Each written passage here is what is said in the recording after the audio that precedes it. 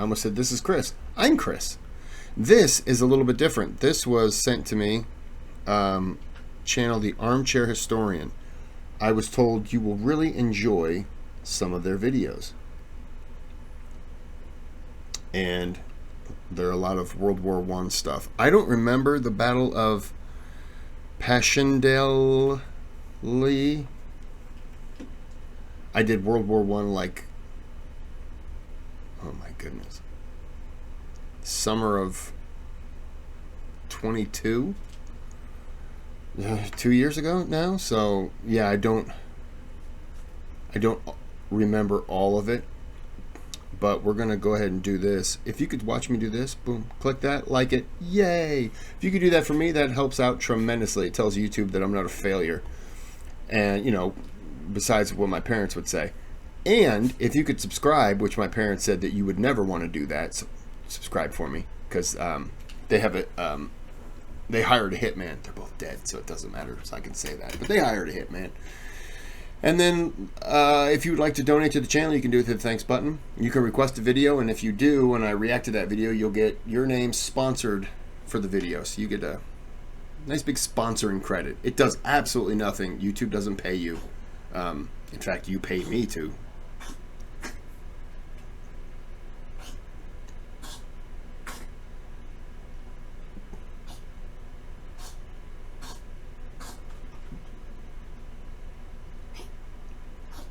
You okay over there?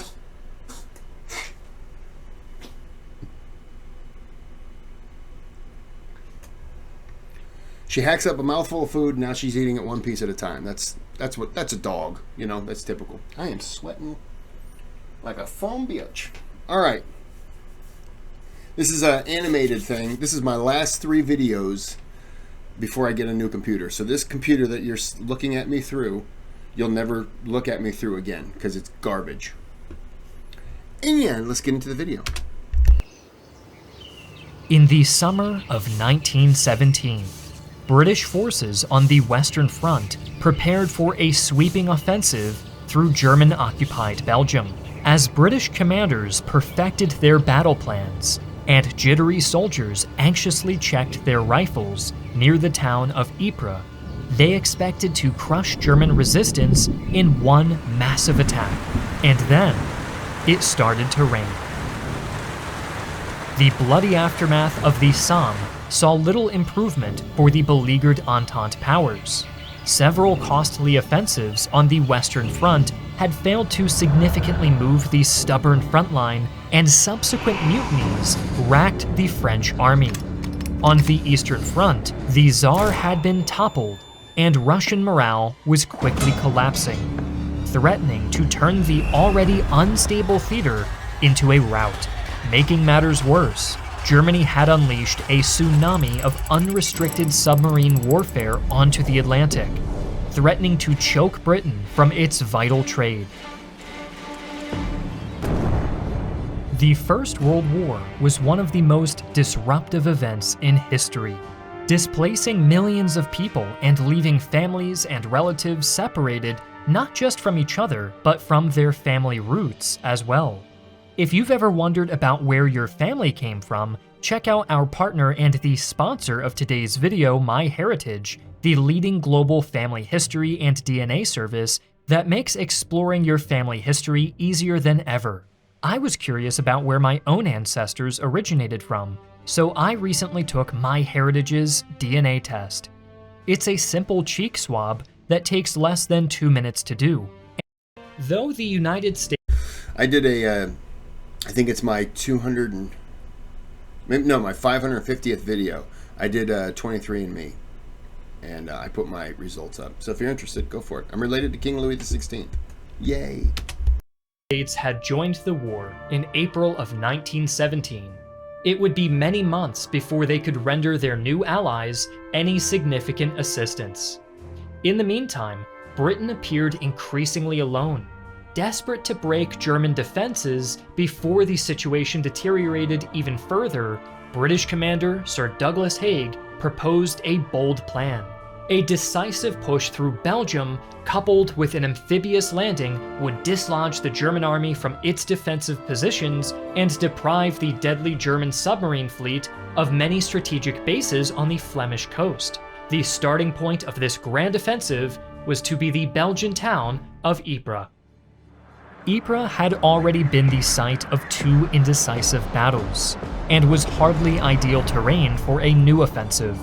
The Germans held most of the high ground in the area, giving them a defensive advantage while allowing them to easily observe British movements. This would have to be dealt with. To accomplish this critical preparation for his offensive, Haig turned to Sir Herbert Plumer, who proposed a novel plan to capture the vital Messines Ridge.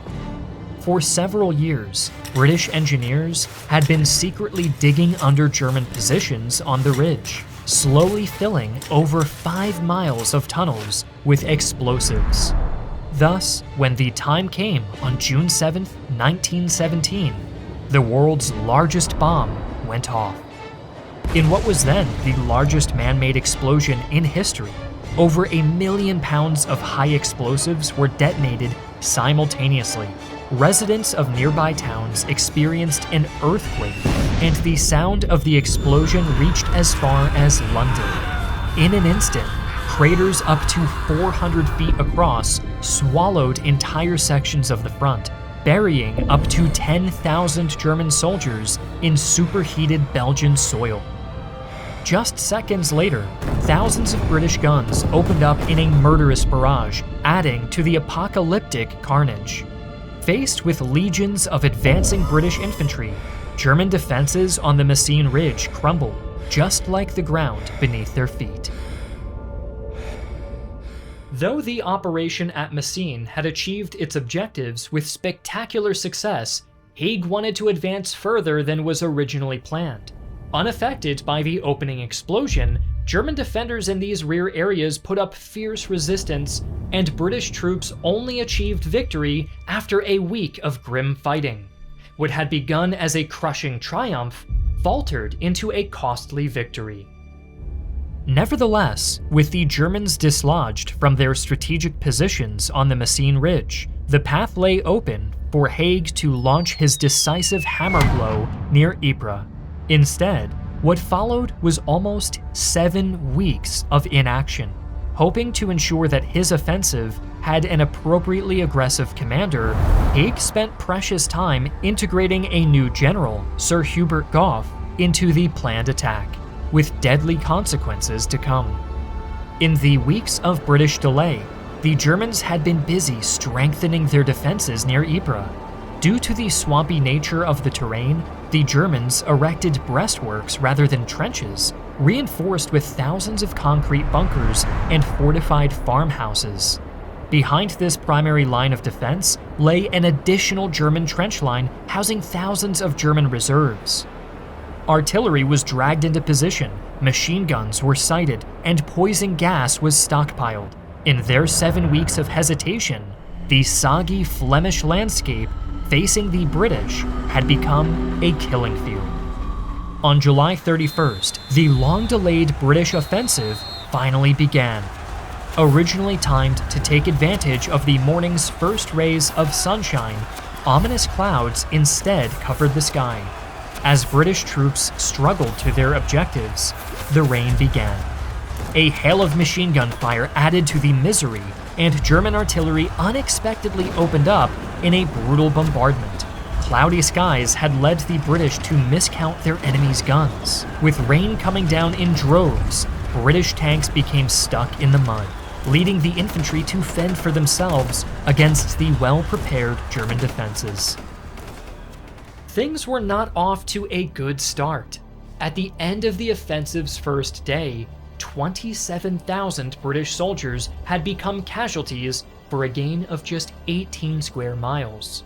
Though the operation had been more successful than the first day of the Somme, and the Germans had suffered heavy casualties as well, German defenses had largely held firm, and the imagined thrust to the Belgian coast appeared to be a distant dream.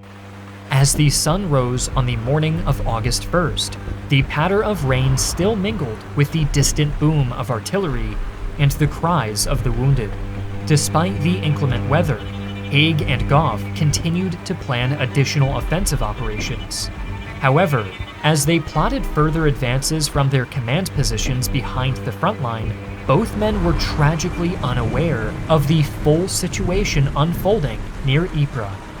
In their preliminary bombardment, British artillery had done significant damage to German defenses, but had also laid waste to the intricate system of canals that kept the region dry. With the onset of heavy rains, this shell-pocked landscape began to turn into a sea of mud.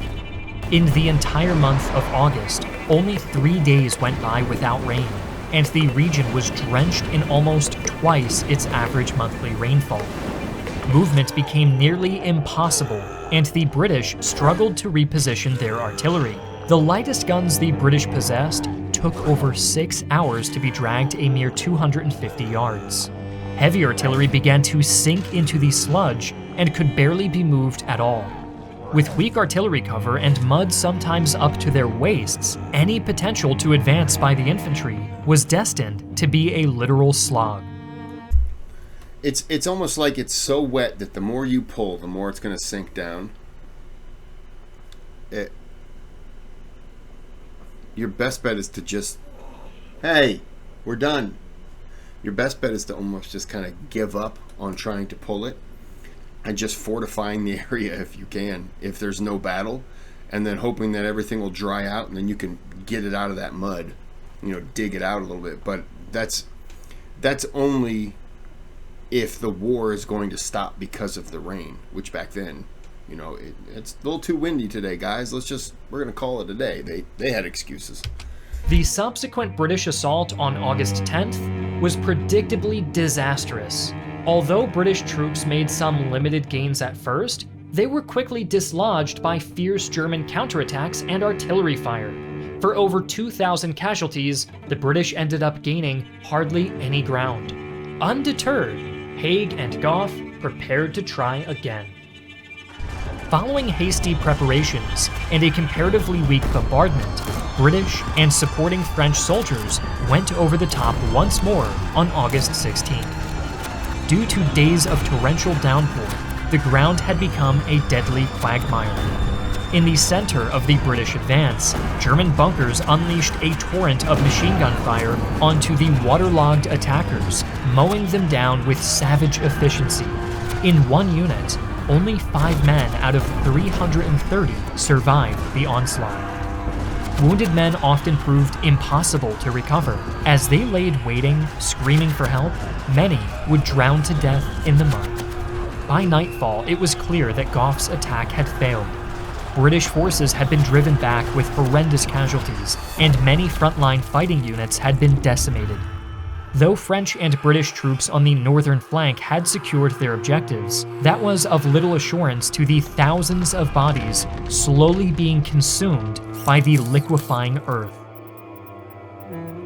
As repeated follow-up attacks failed to break the stalemate, Haig began to grow dissatisfied with the performance of Goff.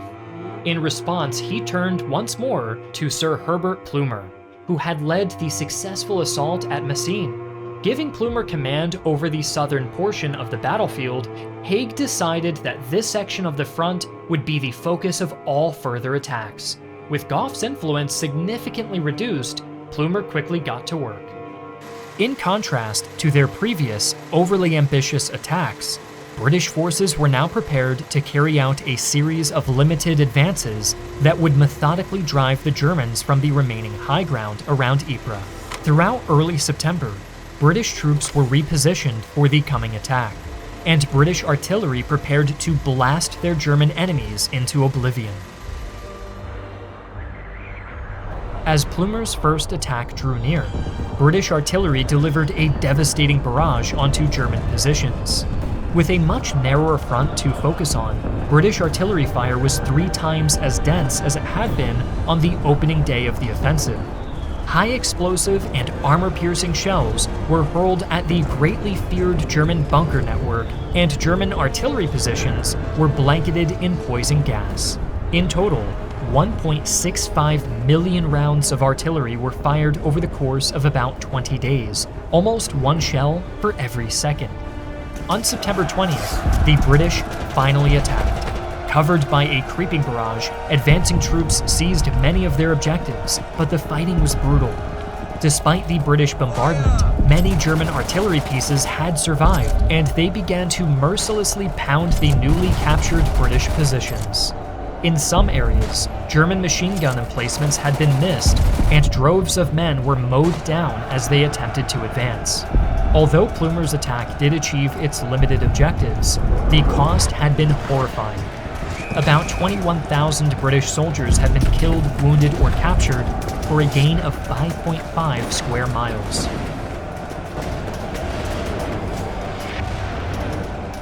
And in the grand scheme of things, what did you need that land for?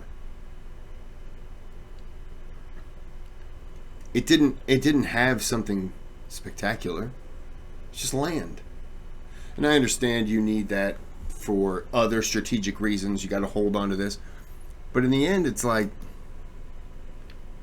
it didn't contain something special. You're fighting over a little section of land that really means nothing in the grand scheme of things. I want it, so let's kill them for it. Like, it's, what? Third, Plumer launched further attacks on September 26th and October 4th using similar tactics. Again, British troops achieved most of their objectives, but at staggering costs. Plumer's limited advances were working, but the casualty rates per mile were higher than even the first day of the offensive. As the weather once again began to worsen, perhaps the only consolation was that the Germans were taking equally alarming losses. By early October, the campaign at Ypres had lost all momentum. However, in the vain hope that German defenses were on the brink of collapse, British troops were given one final objective: the town of Passchendaele.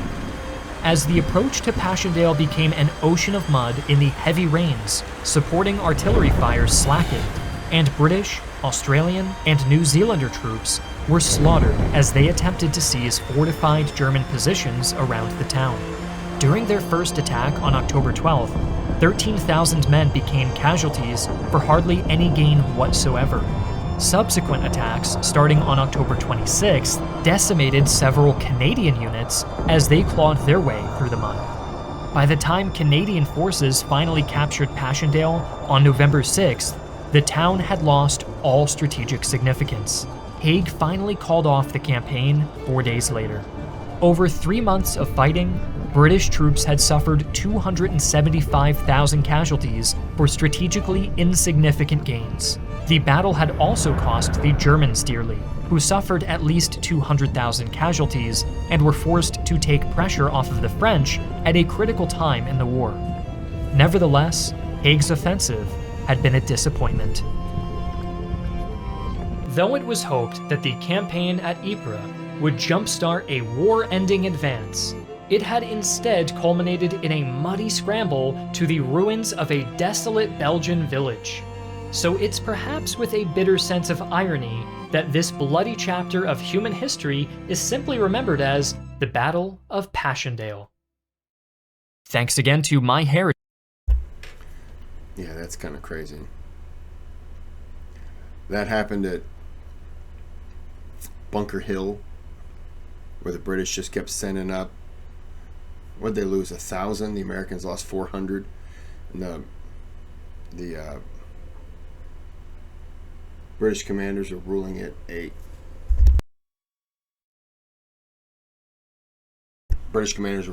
success. And then the Parliament said, well, if that's a success, we have victories like that, the war will be over for us. You know, it's like, America did that with Hamburger Hill in Vietnam. We want that hill. We want that hill. They fought So many people died. They took the hill. 3 days later, they gave it up. It's not important anymore. It's like, what are we doing this for then? Sometimes it's just ridiculous. The loss of life in the end for nothing.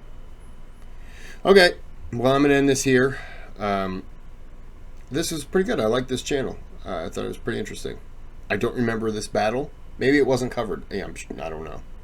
But I'm going to end this here, and hope you enjoyed it. If you have more of these kind of little spotlights, there you go, focuses on or spotlights of different battles throughout history, that'd be great. I love those things.